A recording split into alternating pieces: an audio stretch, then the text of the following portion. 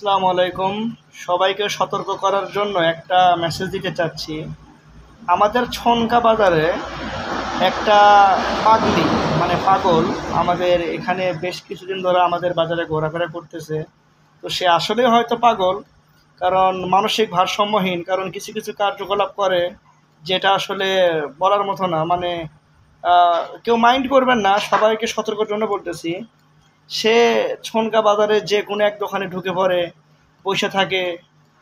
ভালোভাবে উঠতে বললে হয়তো ওঠে না, এখন তার মনের ব্যাপার, সে পাগল মানুষ, আমি তার বিরুদ্ধে কোনো কথা বলতেছি না। কিন্তু আমি এই জন্য সতর্ক করতেছি যে সে পাগলটা যখন কারো দোকানের ভিতরে ঢোকে, হাতের কাছে যেটা পায় সেটা দিয়েই তাকে আক্রমণ করতে চায়। যেমন কিছুক্ষণ আগে আমার দোকানের সামনে একটা মামার দোকানে ঢুকে পড়ছে, তো সেখানে একটা ধারালো চাকুর মতো একটা ব্লেড ছিল, সেটা নিয়ে আর কি মানুষের উপরে একটা হামলা করার মতো অবস্থান।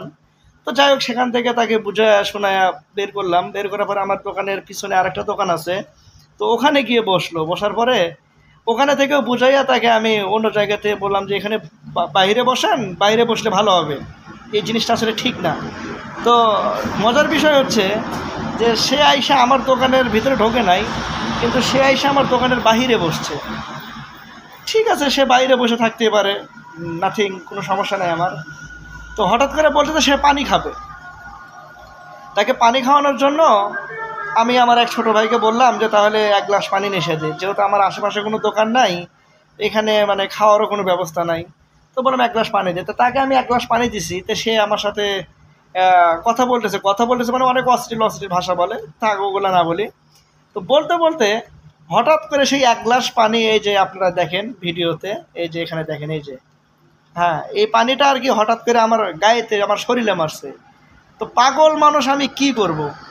তো আসল কথা হচ্ছে যে সেই পানিটা যদি আমার এখানে আমার শরীরে না মাইরা, যদি এই দেখাচ্ছি আপনাদেরকে আমি, এই ধরেন মনিটরে মারলো, বা এখানে আমার কিছু দামি যন্ত্রপাতি আছে, মেশিনপাতি, এটা সেটা, বা আমার পিছনে অনেক মালামাল আছে, এই যে নিচে কম্পিউটার আছে। তো আমার কথা হচ্ছে যে এখানে কারেন্টের বোর্ড আছে।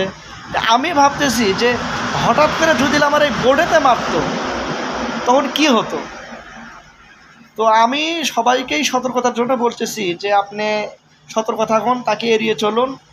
আর সে কি খেতে চাচ্ছে, নাকি ক্ষুধা লাগছে, সে চাচ্ছে কি, তাকে বলুন। অবশ্য তাকে টাকা দিতে চাইলে টাকা নেয় না, এটা একটা জিনিস।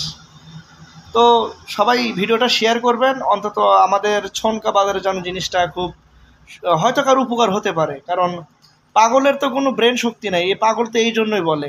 তো তারা হুট করে একটা কিছু করতেই পারে, এটা স্বাভাবিক ব্যাপার। তো জিনিসটা সতর্ক থাকার সহিত এড়িয়ে চলুন তাকে। ভালো থাকবেন, আল্লাহ হাফেজ।